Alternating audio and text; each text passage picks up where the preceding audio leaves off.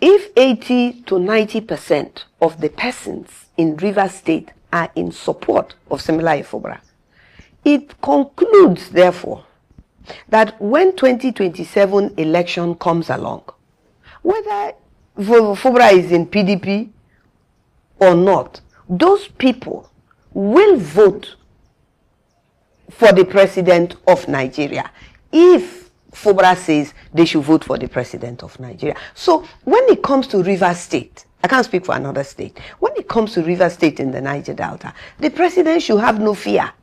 He should have no worries. There is no way that Similai Fubara will tell Rivers people, vote for this person or that person, and we will not do it. I will. And I know that others that support, why will I do so? Because I want peace and quiet and tranquility in my state. So I hope that puts to rest, if the president has those concerns, I hope it puts to rest to him that we, the people of Rivers State, have nothing against him becoming the president of Nigeria in 2027, because it still rotates in the southern part of the presidency is still in the southern part of Nigeria. He's going to Abuja to beg his godfather Wike. Doesn't that sound like betrayal to his massive support base that you are talking about? Let me put it like this. I do not believe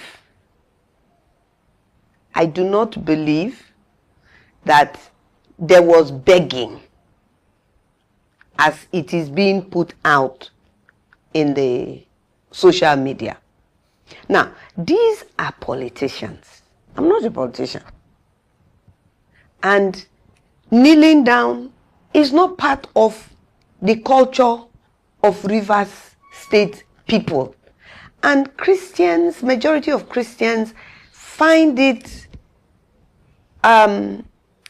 disloyal to the God that we worship. If you want something and then you're kneeling down, people do it. I'm not saying that people don't do it. I'm saying that the majority of Christians don't do it. And it will be offensive to them. Now, going back to the person of Similai Fubara, kneeling down or not kneeling down, let us also not forget that the FCT minister himself, when he wanted from local government chairman, he said it with his mouth. He didn't say he knelt down. He said he lay down on the floor for Mrs. Dr. Peter Odili when her husband was governor, and he was they were not they removed his name from the list. He said he lay down. So he himself is not new politically to the idea of kneeling down. He has knelt down severally. He has knelt down to Patience Goodluck. He has knelt down to publicly self. He has knelt down to Dr. Peter Odili. So now, if he has knelt down, what is all this talk that he went to beg Fubara? He started the begging himself to other people when Fubara was accountant in Rivers State. When he was accountant in Rivers State, not when he was governor. That's why I say they are politicians. So now, if peace is what we're looking for in Rivers State, I don't even, I mean, even the idea that we can find ourselves in a state like Rivers State where we are looking for political peace by people that either supported to bring somebody as governor or for somebody that we voted for. I find it incredible that we have been, the people of Rivers State have been reduced to this level where the people of Rivers State are hungry.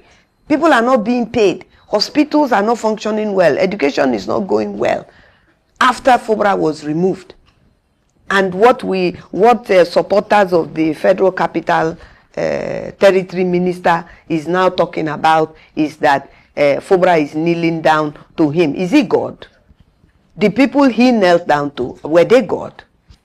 You see, it is a pity that Rivers people, it seems, are not going to be allowed to vote for a representative they want. I am from Akukutoru local government area. I will not, the type of peace I'm hearing that is being sought, or reconciliation. Who is doing reconciliation over the people's head?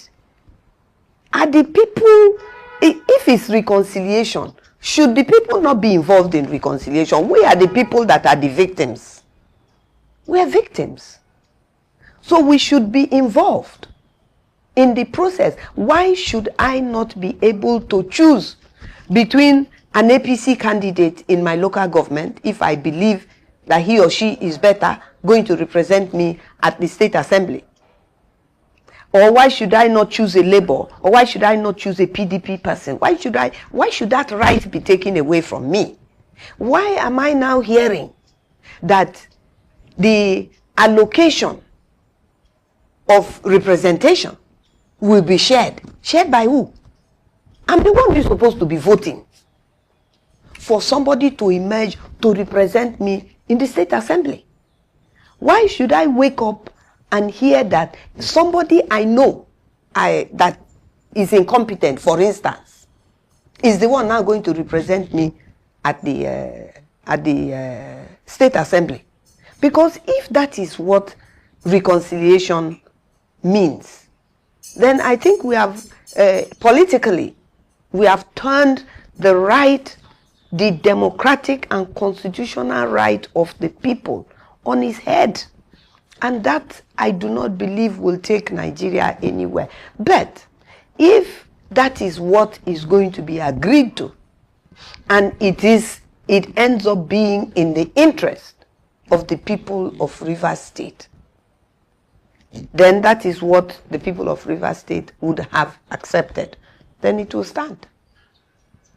My own opinion is that things should be done properly, in the right manner that it should be done. We should not have a situation where politics becomes a family business.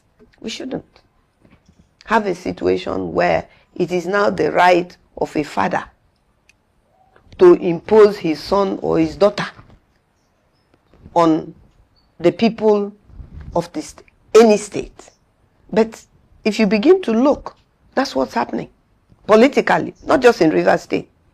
But we're not blind. We can see what's beginning to happen in politics. And we can begin to see that fathers are preparing their children to go into politics. Okay, so all those followers that have been following the person who is preparing his son or his daughter for politics, all the other rightful persons of that state that are preparing themselves for their children to follow in their footsteps. What about the people that have been following them for 10 years, 20 years? Also, those people don't deserve to go into politics. So why are those people supporting them? So now, who is the fool?